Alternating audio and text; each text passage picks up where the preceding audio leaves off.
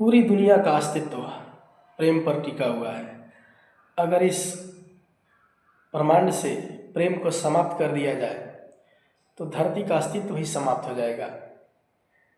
धरती लहूलुहान हो जाएगी, अस्त व्यस्त हो जाएगी, पूरा ब्रह्मांड नीरस हो जाएगा।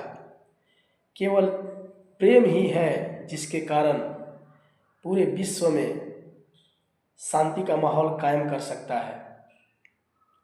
इतिहास गवाह है, भारत ने दूसरे देश की धरती पर कब्जा करने के लिए अपनी सेनाएं नहीं भेजी, अपनी फौज को नहीं भेजा, लेकिन भारत के जो महापुरुष विदेशों में गए उन्होंने विदेश के धरती पर नहीं बल्कि विदेशियों के दिल पर कब्जा कर लिया। वे passenger of peace and love अर्थात शांति और प्रेम के दूत थे। जब उन्होंने विदेश में गए तो उन्होंने विदेशियों के दिल में अपने वतन के लिए इतना प्रेम भर दिया जिसके कारण आज भी विदेश के लोग भारत को अपना आदर्श मानते हैं। और भारत पहले विश्व गुरु होता था, भारत को पहले विश्व गुरु कहा जाता था, क्योंकि भारत में इतने महापुरुष हुए हैं जिन्होंने अपने किरदार से, अपने समय निष्ठा से, अपने विद्वता से पूरे विश्व को कुछ ना कुछ नया शिक्षा देने का प्रयास किया है, जिसके कारण भारत को पहले विश्व गुरु कहा जाता था। और वो दिन अब दूर नहीं कि कुछ ही समय के बाद आने वाले समय में फिर से भारत विश्व गुरु बनेगा और इसके लिए काम जारी कर दिया गया है। क्योंकि भारत के लोग, वो चाहे शारीरिक श्रम हो या मानसिक श्रम हो, सब में आगे रहते हैं। वे अपने किरदार से सभी को कुछ ना कुछ सिखाने का प्रयास करते हैं और सिखाते रहते हैं। भारत के लोग निस्वार्थ भावना से किसी काम को करते हैं जिसमें कोई भी महत्वाकांक्षा नहीं होती है।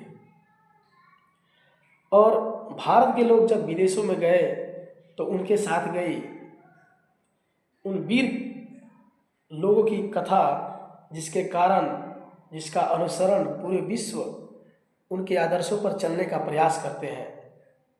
महापुरुष अपने साथ एपिक्स लेकर गए, रामायण जैसे महाकाव्य लेकर गए, जिसके कारण पूरे विश्व में रामायण को उतनी प्रसिद्धि मिलती है, चाहे मिली है, जितनी प्रसिद्धि भारत में मिली है या मिलती है।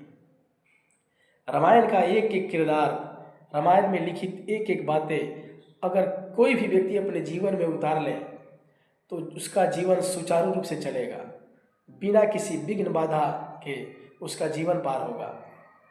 क्योंकि रामायण वो सागर है जिसमें डुबकी लगाने वाला कभी डूबता नहीं है, बल्कि उसका नैया पार हो जाता है।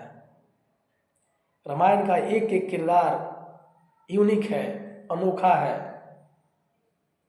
अगर सभी को देखा जाए तो सभी से हमें कुछ ना कुछ सीखने को मिलता है। वो विलेन के रूप में, खलनायक के रूप में रावण हो, विभीषण हो या मेघनाथ हो, हमारे नायक के रूप में श्री राम हो, लक्ष्मण हो, भरत हो, शत्रुघ्न हो या निषाद राज हो, सबके किरदार से बहुत कुछ सीखने को मिलता है। अगर ये महापुरुष विदेशों में नहीं जाते तो रामायण जैसे महाकाव्य का अनुसरण विश्व के लोग शायद नहीं जान पाते या नहीं कर पाते। लेकिन भारत के महापुरुष सब विदेशों में गए तो उन्होंने विदेशियों के दिल पर कब्जा करके प्रेम का प्रसंग उन्हें पढ़ाकर अपने जो महाकाव्य है, रामायण जैसे महाकाव्य है, उसका सभी को अनुभूति प्रदान कराया, जिसके कारण विश्व के लोग भी रामायण जैसे महाकाव्य में डुबकी लगाते हैं और अपना नैया पार कर लेते हैं। तो इसलिए भारत सबसे श्रेष्ठ था, श्रेष्ठ है और श्रेष्ठ रहेगा, क्योंकि भारत ने पूरे विश्व को किसी न किसी कारण से कुछ ना कुछ शिक्षा देने का जरूर प्रयास किया है। और वो शिक्षा समाज के भलाई के लिए, पूरे विश्व के भलाई के लिए ही होता है।